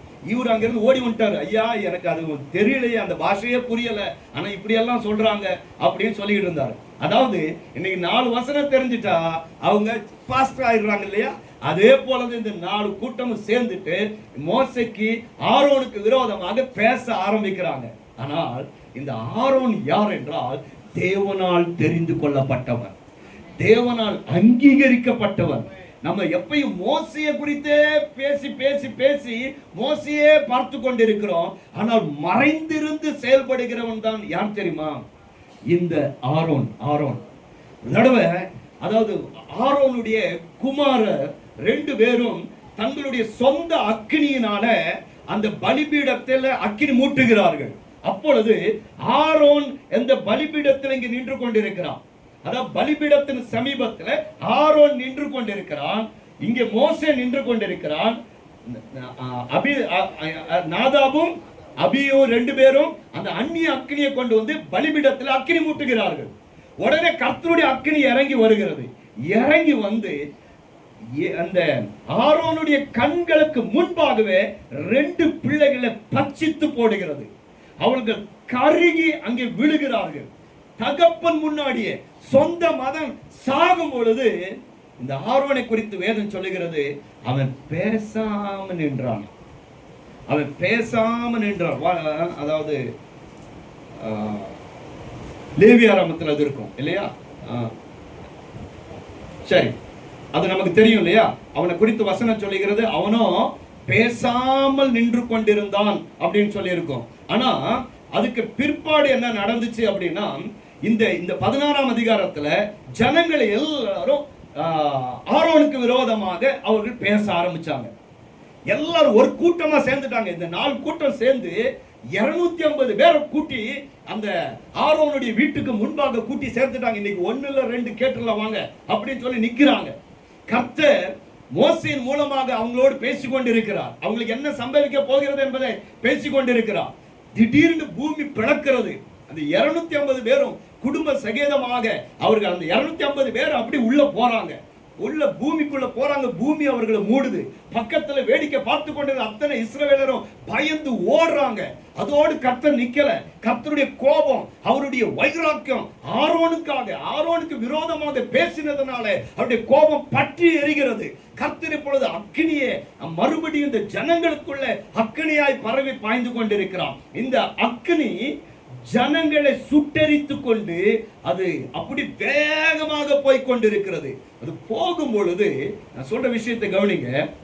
சொந்த பிள்ளைகள் கர்த்தருடைய அக்கினியினால பற்றி எரிந்து கருகி சாம்பலாகும் பொழுது ஆரோன் பேசாமல் நின்று கொண்டிருந்தான். ஆனால் தேவ ஜனங்கள் இஸ்ரவேல் சபையார் அந்த அக்கினியினால பட்சிக்கப்பட்டு கொண்டிருக்கிறாங்க. வாசிங்க என்னாகம 16ஆம் அதிகாரம் 47வது வசனம். மோசே சொன்னபடி ஆரோன் அதை எடுத்துக்கொண்டு சபையின் நடுவில் ஓடினான். ஜனங்களுக்குள்ளே வாதை தொடங்கி இருந்தது. அவன் தூப வர்க்கம் போட்டு ஜனங்களுக்காக பாவ நிவர்த்தி செய்து செத்தவர்களுக்கும் உயிரோடு இருக்கிறவர்களுக்கும் நடுவே நின்றான். அப்பொழுது வாதை நிறுத்தப்பட்டது. இந்த வசனத்தை கவனிங்க. சொந்த பிள்ளை சாகும் பொழுது அந்த ஆரோன் பேசாமல் நின்று கொண்டிருந்தான். ஆனால் இஸ்ரவேல் ஜனங்கள் சபையார் சாகும் பொழுது வேதம் சொல்லுகிறது அவன் அந்த தூப கலசத்தை எடுத்துக்கொண்டு ஓடுறான். கர்த்தருடைய அக்கினி மிக வேகமாக பட்சித்து கொண்டு போய் கொண்டிருக்கிறது. அந்த அக்கினியை பார்க்கிலும் வேகமாக ஓடுகிறான். யாரு? ஆரோன். ஓடி எங்க நிக்கிறானா, ஒரு பக்கம் ஜனங்கள் செத்து கருகி மடிந்து கொண்டு இருக்கிறாங்க இல்லையா, அந்த பக்கம். இன்னொரு பக்கம் ஜீவனோடு இருக்கிற ஜனங்கள் உயிருக்கு பயந்து அந்த அக்கினியனுடைய அந்த தாக்கம் இப்பொழுது நொட்டி பொழுதுல அவர்களை பற்றி பிடிக்கும். அப்படி பயத்தோடு சாவுக்கு பயந்து நிற்கிறார்கள். அந்த அக்கினிக்கும் இந்த உயிரோடு இருக்கிற ஜனங்கள், அக்கினியில எரிந்து போய் கொண்டிருக்கிற ஒரு ஜனங்கள், உயிரோடு இருக்கிற ஜனங்கள், அதைத்தான் நாம் பார்க்கிறோம். இங்க 48 வசனத்துல செத்தவர்களுக்கும் உயிரோடு இருக்கிறவர்களுக்கும் நடுவே நின்றான். அப்பொழுது வாதை நிறுத்தப்பட்டது. இந்த ஆரோன் யார் தெரியுமா? தேவனுடைய கோபாக்கினை எவ்வளவா இருந்தாலும் அந்த செத்தவர்களுக்கும் உயிரோடு இருக்கிறவர்களுக்கும் நடுவாக திறப்புல நிற்கிறவன். அந்த அழைப்பு தான் உங்க மேல என் மேல இருக்குது. நமக்கு விரோதமாக ஜனங்க பேசுவாங்க, நமக்கு விரோதமாக நம்ம காது கேட்க முறுமுறுப்பாங்க, காது கேட்க என்ன வேண்டும் என்றாலும் சொல்லுவாங்க. ஆனால் நீங்களும் நானும் எதற்காக அழைக்கப்பட்டிருக்கிறோம் என்றால் அந்த செத்தவர்களுக்கு உயிரோடு இருக்கிறவர்கள் நடுவாக நிற்கும்படியாக அழைக்கப்பட்டிருக்கிறோம். பிரியமானவர்களே, இந்த கனமான அழைப்பை மறந்து நாம் உண்டு, என் வேலை உண்டு, என் குடும்பம் உண்டு நிறைய தடவை ஓடிக்கொண்டிருக்கிறோம். இந்த டொமஸ்டிக் மைண்ட் என்று சொல்லுவாங்க. காலையில் எந்திரிச்சதிலிருந்து என்னன்னா, இன்னைக்கு எனக்கு என்ன பிரச்சனை, எனக்கு என்ன, என் கடனை எப்படி தீர்ப்பேன், என் இஎம்ஐ எப்படி கட்டுவேன், 1ஆம் தேதி வந்துருச்சு, 10ஆம் தேதி வந்துருச்சு, வீட்டு வாடகை, பிள்ளைங்க, என் மனைவி, இப்படியே டொமஸ்டிக் மைண்ட்ல ஓடிக்கொண்டிருக்கிற நிறைய ஊழியக்காரர்கள் இந்த நாட்களில் இருக்கிறாங்க. ஆனால் இங்கே ஆரோன் சொந்த குடும்பம் மடியும் பொழுது அவனுடைய உள்ளம் துடிக்கல. ஆனால் தேவ ஜனங்களுக்காக அவன் தன்னுடைய ஜீவனையும் பாராமல் அந்த தூப கலசத்தை, அக்கினி கலசத்தை எடுத்துக்கொண்டு ஓடுகிறானே, அந்த ஆரோனை போல அழைக்கப்பட்டவர்கள் தான் நீங்களும் நானும் ஆயிருக்கிறோம். ஹல்லேலூயா. பிரியமானவர்களே, கர்த்தருக்காக வைராக்கியமாய் நின்று திறப்புல நிற்கிற ஒரு ஊழியக்காரனை தான் கர்த்தர் தேடிக்கொண்டிருக்கிறார். ஏதோ ஊழியத்துக்கு வந்துட்டோம், ஆண்டவர் பிழைப்பை நடத்துறாரு, இது போதும், எனக்கு இந்த வருமானம் இருக்கு, இந்த கூட்டம் இருக்கு, இது போதும் என்று சொல்லி இந்த ஒரு சின்ன வட்டத்துக்குள்ள இருக்கிற ஊழியக்காரனை அல்ல, கர்த்தருக்காக அடுத்த ஒரு ஸ்டெப் எடுத்து வைத்து இன்னும் முன்னோக்கி செல்லுகிற ஒரு ஊழியக்காரனை கர்த்தர் தேடிக்கொண்டிருக்கிறார். ஒரு ஆரோனை கர்த்தர் தேடிக்கொண்டிருக்கிறார். அந்த ஆரோனை கர்த்தர் இவன் என்னுடைய ஊழியக்காரன் என்று சகல ஜனங்களுக்கு முன்பாக நிரூபிக்கவும் அவர் உண்மையுள்ளவராய் இருக்கிறார். ஹல்லேலூயா. இந்த 17ஆம் அதிகாரத்துல இன்னொரு அற்புதமான ஒரு சம்பவம் இருக்கு. சுருக்கமாக அதை சொல்லி நான் முடிக்கிறேன், கவனிங்க. இப்பொழுது 17ஆம் வசனம், அதிகாரம் 1ஆம் வசனம். பின்பு கர்த்தர் மோசேயை நோக்கி, நீ இஸ்ரவேல் புத்திரரோடு பேசி இவர்கள் பிதாக்களின் வம்சங்களாகிய ஒவ்வொரு வம்சத்தினுடைய பிரபுவினிடத்தில் ஒவ்வொரு கோலாக 12 கோலை வாங்கி அவனவன் கோலில் அவனவன் பெயரை எழுதுவாயாக. லேவியனுடைய கோலின் மேல் ஆரோனின் பெயர் எழுதப்பட கடவாய். அவர்களுடைய பிதாக்களுடைய ஒவ்வொரு வம்ச தலைவனுக்காகவும் ஒவ்வொரு கோல் இருக்க வேண்டும். நல்ல கவனிங்க இந்த வசனத்தை. 12 கோத்திரம் இருக்கிறது. 12 கோத்திரத்திற்கு ஒவ்வொரு கோலாக ஆண்டவர் வாங்க சொல்றார். அது ஒவ்வொரு கோல்லையும் யார் பேர் எழுதணுமா? ஒவ்வொரு வம்சத்தானுடைய பிரபுவினுடைய பேர், பிரபுக்களுடைய பேர். யார் அந்த வம்சத்துல எத்தனை பிரபுக்கள் இருப்பாங்க, அந்த பிரபுக்கள்ல முதன்மையானவன் யாரோ அவனுடைய பேரு தான் ஒவ்வொரு கோல்லையும் எழுதணும். ஆனா லேவி வம்சத்தினுடைய கோல்ல மட்டும் யார் பேரை எழுத சொல்றாரு? ஆரோனுடைய கோலை எழுத சொல்றாரு. ஆரோனுடைய பேரை எழுத சொல்றாரு. அந்த பேரை எழுதிட்டு இப்ப ஆண்டவர் 5ஆம் வசனத்துல ஒரு காரியத்தை சொல்றாரு.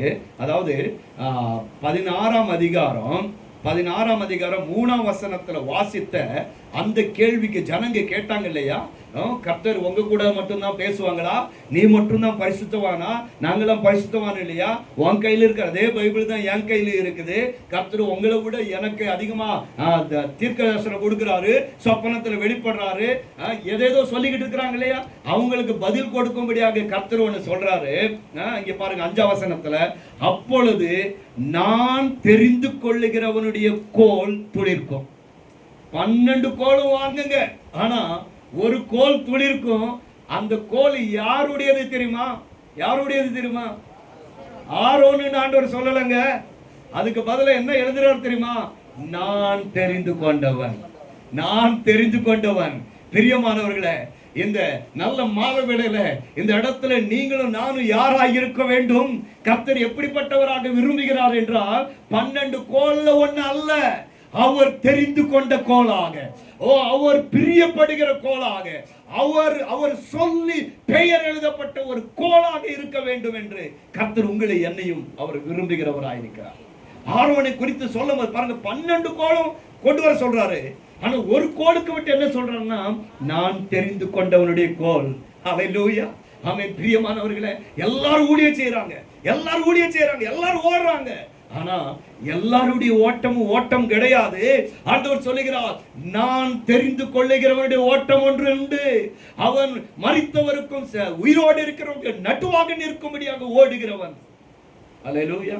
எத்தனை பேர் நம்ம அப்படி ஓடிக்கொண்டிருக்கிறோம்? இப்ப பாருங்க 7ஆம் வசனம் சொல்லுது, அந்த கோல்களை மோசே சாட்சியின் கூடாரத்துல கர்த்தருடைய சமூகத்துல வைத்தான்.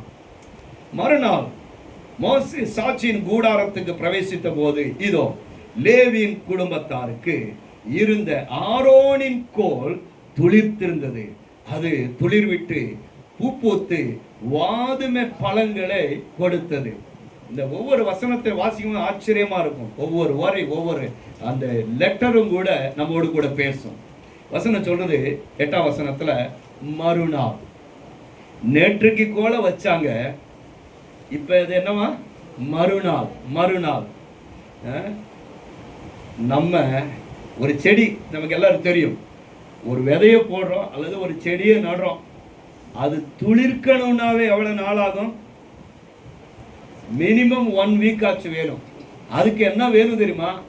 நல்ல மண் இருக்கணும், அதுக்கு உரம் போடணும், அதுக்கு தண்ணி ஊற்றணும், அதுக்கு சூரிய வெளிச்சம் வேணும். இதெல்லாம் இருந்தாதான் அது ஒரு வாரம் கழிச்சு துளிர்க்கும்.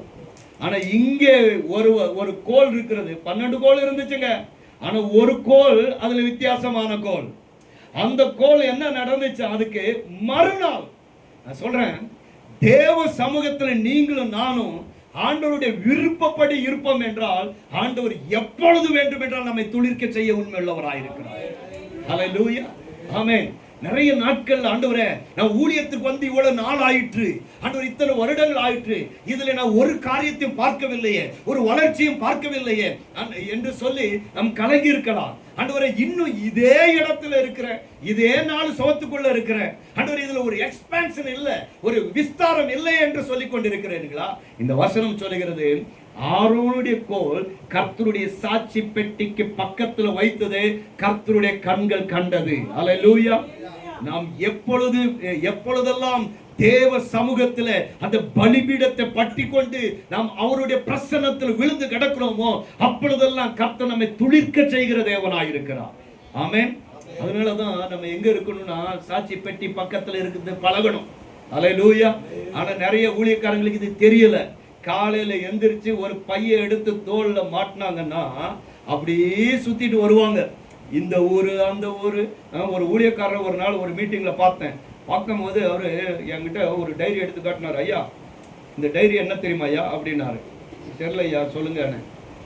இன்னைக்கு இங்கே மீட்டிங்கா, நாளைக்கு இங்கே மீட்டிங், நாளைக்கு இங்கே மீட்டிங், அடுத்த நாள் இங்கே மீட்டிங். 7 நாள், 31 நாள் இல்லை, அவர் 35 நாள் டேட் இருந்தாலும் அதுக்கும் அவர் ப்ரோக்ராம் வச்சிருக்கிறாரு. என்னன்னு தெரியல. அவ்வளோ பை, 2 பை பெருசா இருக்கும். எங்க பார்த்தாலும் அந்த 2 பையோட பார்க்கணும். ஒயிட் அண்ட் ஒயிட்ல இருப்பாரு. ஆனா எல்லா மீட்டிங்ல அவரை பார்க்கலாம். சரியா? நீங்க இப்படி 2 பைய தூக்கிட்டு ஒயிட் அண்ட் ஒயிட்ல சஃபாரி போட்டுட்டு இருக்கிற ஆளை கண்டுபிடிச்சா நான் சொல்றேன் அவருதான் அவரு. சரியா? நீங்க பார்க்கலாம், கட்டாயமா பார்க்கலாம்.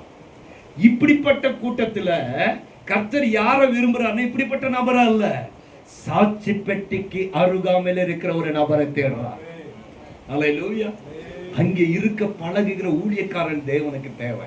இந்த வசனம் சொல்லுது, அது அந்த கோல் என்னாச்சு, ஆரோனின் கோல் துளிர்த்தது. என்னாச்சு? துளிர்த்தது. எப்ப துளிர்ச்சிச்சு? மறுநாள். அது துளிர் விட்டு அடுத்து பூத்தது, அடுத்து வாதுமை பழங்களை கொடுத்தது. இதெல்லாம் நடக்கிறதுக்கு வாய்ப்பே இல்லை. ஏன்னா முதல்ல ஒரு கோல் நட்டா அது வேர் பிடிக்கும். வேர் பிடிச்ச பிறகு முதல்ல என்ன ஆகும், சின்னத இலை வரும். இலை வந்த பிற்பாடு அதுல சின்னதா ஒரு பூ வரும், அதுக்கப்புறம் காய் வரும், அதுக்கப்புறம் தான் பழம் வரும். ஆனா இந்த ஆரோனுடைய கோல் டைரக்டா பழுத்துருச்சுங்க. காயும் கிடையாது, பிஞ்சும் கிடையாது. ஹல்லேலூயா, ஆமென். ஏன் தெரியுமா? இந்த ஆரோன் எங்க வைக்கப்பட்டிருந்தானா, கர்த்தருடைய சன்னிதானத்தில் கர்த்தருக்கு பிரியமாய் வைக்கப்பட்டிருந்தான். எல்லாரும் போறேன், எல்லாரும் ஊழியம் செய்றேன், நோ நோ நோ நோ. ஆண்டவருக்கு பிரியமானவன் செய்கிற ஊழியத்தை கர்த்தர் துளிக்க செய்வார். அந்த ஊழியத்தை கர்த்தர் கனப்படுத்துவார். ஹல்லேலூயா. இப்ப பாருங்க 9ஆம் வசனத்துல, அப்பொழுது மோசே கர்த்தருடைய சமூகத்தில் இருந்து அந்த கோலையெல்லாம் எடுத்து இஸ்ரவேல் புத்திரர் எல்லாரும் காண வெளியே கொண்டு வந்தான். ஆனா போகும்போது எல்லாரும் காண இந்த கோல் போகல. ஆனா கோல் வெளியே வரும்போது எப்படி வந்து தெரியுமா? முழு இஸ்ரவேலும் காணும்படியாக அந்த கோல் வெளியே கொண்டு வரப்பட்டது. பிரியமானவர்களே, நீங்க தேவ சமூகத்துல அவருடைய சாட்சி பெட்டிக்கு முன்பாக இரவும் பகலும் விழுந்து கிடக்கிற ஒரு ஊழியராய் இருப்பீர்கள் என்றால் கர்த்தர் உங்களை வெளியே ஒரு நாள் கொண்டு வருவார். முழு இஸ்ரவேல் பார்க்கத்தக்கதாக, முழு ஜனங்கள் பார்க்கத்தக்கதாக, முழு சபை பார்க்கத்தக்கதாக கர்த்தர் உங்களை செழிக்க செய்ய, கர்த்தர் உங்களை துளிர்க்க செய்ய அவர் உண்மையுள்ளவராய் இருக்கிறார். ஹல்லேலூயா. இதுக்கு மண்ணு தேவையில்லை, இதுக்கு வெளிச்சம் தேவையில்லை, இதுக்கு உரம் தேவையில்லை, இதுக்கு யாரும் தண்ணி ஊத்த தேவையில்லை. நீங்க செய்ய வேண்டியதெல்லாம் தேவ பிரசன்னத்தில் விழுந்து கிடங்க. ஓ, ஆண்டவருடைய சமூகம் போதும் என்று சொல்லுங்க. ஆண்டவர் கனப்படுத்த உண்மையுள்ளவராய் இருக்கிறார். ஹல்லேலூயா. இப்ப பாருங்க, ஆண்டவர் அடுத்து இன்னும் ஒரு ஸ்டேஜ் சொல்ற 10ஆம் வசனம். அப்பொழுது கர்த்தர் மோசேயை நோக்கி, ஆரோனின் கோல் அந்த கலகக்காரருக்கு விரோதமான அடையாளமாகும் பொருட்டு அதை திரும்பவும் சாட்சி பெட்டிக்கு முன் கொண்டு போய் வை. அல்லேலூயா. இந்த கோல் அடையாளங்க. தேவன் நம்மை உயர்த்த ஆரம்பிச்சிட்டா, கர்த்தருடைய பிரசன்னத்திலிருந்து எழும்புகிற ஒரு மனுஷனை கர்த்தர் உயர்த்த ஆரம்பிச்சிட்டா அவன் அடையாளமாக இருப்பான். ஹல்லேலூயா. கர்த்தர் இந்த உலகத்திலே பாடுகள் நிறைந்த உபத்திரவங்கள் நிறைந்த இந்த ஊழிய பாதையில உங்களை என்னையும் ஒரு அடையாளமாய் வைத்திருக்கிறார். ஹல்லேலூயா. கர்த்தருடைய பிள்ளைகளே, தேவ ஊழியக்காரர்களே, தேவ சமூகத்தில் இருக்க பழகி கொள்ளுங்கள். ஆமென். ஹல்லேலூயா. அந்த கோல் எங்க வைக்கப்பட்டது தெரியுமா? மறுபடியும் சாட்சி பெட்டிக்கு அருகாமையில் வைக்கப்பட்டது. நமக்கு எல்லாம் தெரியும். அதாவது அதற்கு பிற்பாடு அந்த சாட்சி பெட்டி, ஆசரிப்பு, அந்த பெட்டி கூடாரத்துல ஒரு பெட்டி இருந்தது இல்லையா? அந்த பெட்டிக்குள்ள 3 காரியம் இருந்துச்சு. என்னென்ன? ஒண்ணு அந்த கற்பலகை. இந்த கற்பலகை எங்க இருந்து வந்துச்சு? அது மோசே மூலமாக கர்த்தர் கொடுத்தது. இரண்டாவது மன்னா எங்க இருந்து வந்துச்சு? அதுவும் கர்த்தர் கொடுத்தது. ஆனால் இந்த கோல் எங்க இருந்து வந்து தெரியுமா? இது ஆரோனுடைய கோலுங்க. அதாவது அந்த பெட்டிக்குள்ள 2 காரியத்தை அவர் வச்சிருக்கிறாரு. இன்னும் சொல்ல போனா அந்த வார்த்தை ஆண்டவராகிய இயேசு கிறிஸ்து, இரண்டாவது மன்னா ஆண்டவராகிய இயேசு கிறிஸ்து. ஆனால் இன்னொன்னு இருக்கு, அந்த மன்னாவோடு கூட அந்த வார்த்தையோடு கூட இசைந்து போகிற இன்னொன்று இருக்கு. அது கர்த்தருடைய ஊழியக்காரனுடைய அடையாளம். கர்த்தர் உங்களை என்னையும் இந்த கடைசி நாட்களில அடையாளங்களாக கர்த்தர் வைப்பாராக. ஒண்ணு பழகலாம். ஆண்டவரே, உங்களுடைய சாட்சி பீட தண்டையில இருப்பேன். ஆண்டவரே, உங்களுடைய பிரசன்னத்தில் விழுந்து கிடக்கிற ஒரு ஊழியக்காரனா என்னை மாற்றுங்க. ஆண்டவரே, அந்த பிஸின்னு சொன்னதெல்லாம் போதும். ஆண்டவரே, ஆமென். பிஸி, ஆங்கிலத்தில் பிஸி, BUSY ன்னு சொல்லுவாங்க இல்லையா? Being under Satan's yoke. அதாவது ரொம்ப பிஸின்னு சொல்ற ஊழியக்காரன் எங்க இருக்கிறாரா? சாத்தானுடைய அந்த நுகத்தடிக்கு கீழே இருக்கிறாராம். நம்மளை பிஸியாக்குறத யாரு? ஆண்டவர் பிஸியாக்க மாட்டாரு. நல்லா புரிஞ்சுக்கோங்க. ஆண்டவர் பிஸியாக்க மாட்டாரு. ஆண்டவர் என்ன பண்ணுவாரு? பிரசன்னத்தில் இருக்கணும்னு தான் நினைப்பாரு. பிஸியாக்குற வேலை யாருடையது? அவன் தான். அவனை கேளுங்களேன். ஆண்டவர் ஒரு நாள் கேட்டாரு, எப்பா நீ எங்க இருந்து வரேன்னு கேட்டா அவன் சொல்றான், பூமி எங்கு நான் ரவுண்ட் அடிச்சுட்டு வர்றேன்றான். இல்லையா? பிஸி, ரொம்ப பிஸி. என்ன, அவருக்கு ரெஸ்டே இல்லையா? சுத்திக்கிட்டு இருந்துட்டு இப்ப வந்து உங்க சன்னிதானத்தில் நிக்கிறேன்றான் ஒருத்தன். பிஸின்னு சுத்துற ஆளு ரொம்ப கஷ்டம். ஆண்டவர் ஒரே சம்பவம் சொல்லி முடிச்சிடுறேன். ஆண்டவர் ஒரு தடவை ஒரு வீட்டுக்கு போனார். அங்க 2 சகோதரிகள், மார்த்தாள், மரியாள். மார்த்தாள் இயேசுவை பார்த்த உடனே மார்த்தாள் குடுகுடுன்னு ஓடுறான். ஓடி போன உடனே இயேசு நிக்கிறாரு. அவரோட கூட சீஷர் நிக்கிறாங்க. ஐயா சோத்திரம், வாங்க, உங்களதான் எதிர்பார்த்துட்டு இருந்தேன். ஓடி வரா. அந்த சோஃபா எல்லாம் ரெடி பண்றா, எல்லாம் போடுற, கிச்சன் போடுறா, தண்ணி கொண்டு வந்து கொடுக்குறா. ஆண்டவரே இருங்க, ஜூஸ் கொண்டு வரேன், எல்லாம் கொண்டு வந்து கொடுக்குறா. அப்படியே உட்கார்ந்துருங்க, உங்களுக்கு சாப்பாடு ரெடி பண்ணிக்கிட்டு இருக்கிறேன். சரியா? யாருக்காக செஞ்சா? இயேசுக்காக. அவ ஒன்னொன்னு செஞ்சது பார்த்து, நம்ம பிடிச்சவங்க வந்து பார்த்து செய்வோம் இல்லையா? இயேசு, அந்த மார்த்தாளுக்கு ரொம்ப பிடிச்சவங்க யாருன்னா இயேசுக்காக பார்த்து செஞ்சுக்கிட்டு இருக்கிறான். ஒவ்வொன்னு செஞ்சாலும் யாருக்காக செய்யறோமா? இயேசுக்காக. ஆனா இன்னொருத்தி உட்கார்ந்து இருக்கிறான், ஒண்ணுமே செய்யலைங்க. ஆண்டவருடைய பாதத்துல உட்கார்ந்து இருக்கிறான். ரொம்ப நேரம் ஆச்சு, மத்தியானம் ஆச்சு, 10 மணி, 11 மணி, 12 மணி, டைமே முடிஞ்சு போச்சு. 2 மணி 3 மணி ஆச்சு. இந்த அம்மாவுக்கு கோபம் வந்துச்சு பாருங்க. யாருக்கு? இயேசுக்காக செய்யற அம்மாவுக்கு. வந்தா நேரம் வந்துட்டு யாரை பார்த்து கேள்வி கேட்கணும்? தங்கச்சியை பார்த்து தானே கேட்கணும். அம்மா உனக்கு என்ன இருக்குதா? நான் அவ்வளவு கஷ்டப்படுறேனே, வந்து கொஞ்சம் ஒத்தாசை இருக்க வேணாம் கேட்கணும்ல. யாரை பார்த்து கேட்டா தெரியுமா? அவ இயேசுவை பார்த்து அவ கேட்க வார்த்தை நீங்க வீட்டுல போய் வாசி பாருங்களேன். அவளுக்கு தான் இல்ல, உங்களுக்குமா இல்லைன்னு கேட்கிற மாதிரியே இருக்கும். நீங்களாச்சும் சொல்லக்கூடாதா? நான் எவ்வளவு கஷ்டப்படுறேன், எவ்வளவு வேர்வை சிந்துறேன். ஆனா இயேசு சொன்னார், மார்த்தாளே, நீ அநேக காரியங்களை குறித்து கவலைப்பட்டு தெரிந்து கொண்டிருக்கிறாய், தேவையானது ஒன்றே. அவ இயேசுக்காக தான் செஞ்சாங்க, இயேசுக்காக தான் ஓடினா, இயேசுக்காக தான் வேர்வை சிந்தினா, இயேசுக்காக தான் உழைத்தா. இயேசு அதை கனப்படுத்தல. யார் அவருடைய பாதத்துல உட்கார்ந்து இருந்தாலும் அவளை கனப்படுத்தினார். பிரியமான தேவனுடைய ஊழியக்காரர்களே, ஆண்டவர் உங்களை என்னைய கனப்படுத்தணுமா? நம்ம ஒண்ணு செய்யலாம். ஆண்டவரே, உடைய பாதத்துல இருந்து கற்றுக்கொள்ள எனக்கு உதவி செய்யும். நம்ம பெர்க்மன் செய்ய ஒரு பாட்டு பாடியிருப்பாரு, ஏதாவது செய்ய வேண்டும் ஒவ்வொரு நாளும் என்னே சுராஜாவுக்கு. இந்த பாட்டை கேட்டது தான் அவ்வளவுதான். ஏதாவது செய்யணும் ஓடிக்கிட்டே இருக்கிறாங்க. பைபிள்ல எங்கனாச்சும் ஏதாவது செய்யுங்கன்னு சொல்லி இருக்குதா? எங்க ஏதாவது செய்யும்படியாக நீங்கள் நாங்களும் அழைக்கப்படல. அவருக்கு பிரியமானதை செய்யும்படியாக அழைக்கப்பட்டிருக்கிறோம். அவருக்கு விருப்பமானதை செய்ய அழைக்கப்பட்டிருக்கிறோம். நம்ம ஊழியக்காரங்க தவறா புரிஞ்சு ஏதாவது செய்யணும்னு சொல்லி கண்ணா முன்னு ஓடிக்கிட்டு இருக்கிறாங்க. அதுக்கு பதிலா தெய்வ பிரசன்னத்துல விழுந்து கிடக்க பழகுவோம். அவருடைய பாதத்தில் இருக்கும் பொழுது கர்த்தர் உங்களையும் அடையாளமாக வைக்க ஆண்டவர் உண்மையுள்ளவராயிருக்கிறார். ஆண்டவர் அவருடைய கிருபையின் நாமத்திற்கு மகிமையாய் இந்த வருகிற நாட்கள்ல நம்மை பயன்படுத்துவாராக. ஹல்லேலூயா. அப்படி ஒரு நிமிஷம் கண்களை மூடி இந்த வார்த்தைக்கு நம்மை அர்ப்பணித்து ஹல்லேலூயா. தகப்பனே, மோசே ஆரோன் அழைக்கப்பட்டார்கள். ஆனால் ஒரே வீட்டுல வித்தியாசமான காரியங்களை நாங்கள் பார்த்தோம் ஐயா.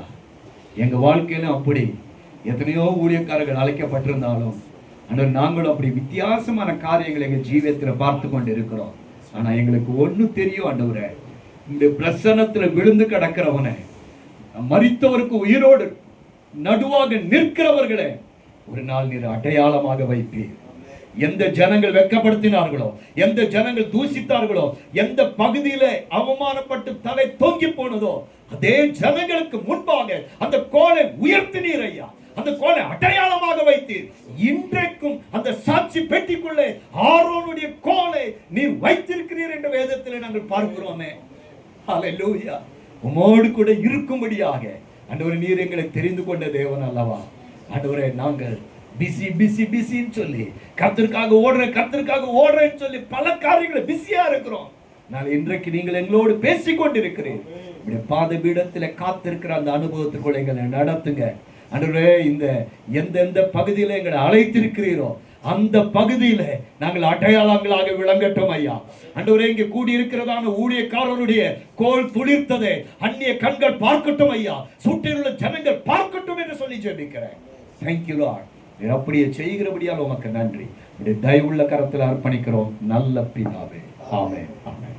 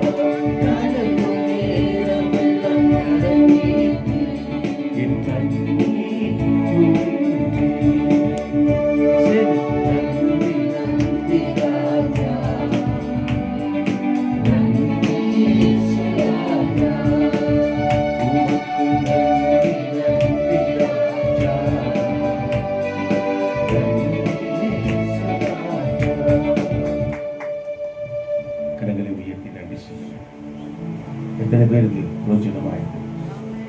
கடைசியா ஒரு அற்புதமான ஒரு காரியத்தை சொல்லி முடித்தார். தேவன் பாதத்தில் உட்காருங்கள். இரண்டாவது சொன்னார், உங்களை உயர்த்துகிற நாட்கள் வருகிறது. எப்படி ஆரோன் கோல் துளித்தது உண்மையும், அநேக முன்பாக வைக்கப்பட்டது உண்மையும், உன்னையும் ஒரு நாள் கர்த்தர் உயர்த்த போகிறார். உன்னையும் கர்த்தர் உயர்த்த நாட்கள் நெருங்கி கொண்டிருக்கிறது. இது தேவனுடைய வார்த்தை, ஊழியக்கார் வாயில புறப்பட்ட வார்த்தை. அது உண்மையும் சத்தியமாய் இருக்கிறது. எத்தனை பேர் அதை விசுவாசிக்கிறீங்க? எத்தனை பேர் அதை நம்புறீங்க? நான் அதை விசுவாசத்தை அதை அறிக்கையிடுகிறேன். எங்களை உயர்த்துங்க சொல்லுங்க. நான் உங்க பாதத்துல உட்காரணும்ப்பா. இனி ஒருவேளை ஒரு சொன்னார், அங்கேயும் ஓடத்தை விட்டுட்டு ஒரு சமூகத்தில் உட்காருங்க.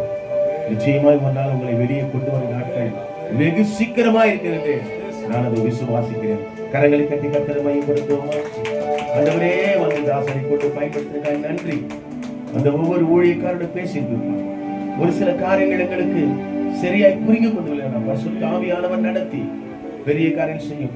எல்லோரையும் சுகமல்லோடு கொண்டு வந்த தேவன், அருமையான தாசனை கொண்டு வந்த தேவன் உங்களுக்கு சுகமல்லோடு எல்லா வாகனத்துக்கு போக உதவி செய்யும். எல்லா துதியும் கனமும் உமக்கே செலுத்துகிறோம். இயேசு நாமத்தில் ஜெபிக்கிறோம் நல்ல பிதாவே. எல்லாம் சேர்ந்து சொல்லுவோமா? என் ஆத்துமாவே என் முழு உள்ளமே பரிசுத்த நாமத்தை ஸ்தோத்திரி. என் ஆத்துமாவே கர்த்தரை ஸ்தோத்திரி. கர்த்தர் செய்த சகல உபகாரம் மறவாதே. ஆமென். நம்முடைய கர்த்தராகிய இயேசு கிறிஸ்துவின் கிருபையும் பிதாவாகிய தேவனுடைய அன்பும் பரிசுத்த ஆவியாரின் அன்பின் ஐக்கிய வண்ணத்தும் சதா நம்மோடும் நம்முடைய குடும்பத்தார் விசேஷமாய் செய்து கொடுத்த தாசரோடும் அந்த அனைவரோடும் தேவனுடைய வருகமிட்டா இருப்பதாக. ஆமென். அல்லேலூயா. ஒரு அல்லேலூயா சொல்லுங்க. இவ்வளவு நேரம் பொறுத்தீங்க, ரொம்ப நன்றி. அப்படியே இருங்க, ஒரு நிமிஷம் உட்காருங்க. உங்களுக்கு அந்த சாப்பாடு கொடுப்பாங்க, வாங்கிட்டு போங்க. கர்த்தர் ரொம்ப நன்றி ஐயா, ரொம்ப நன்றி ஐயா சொல்றோம்.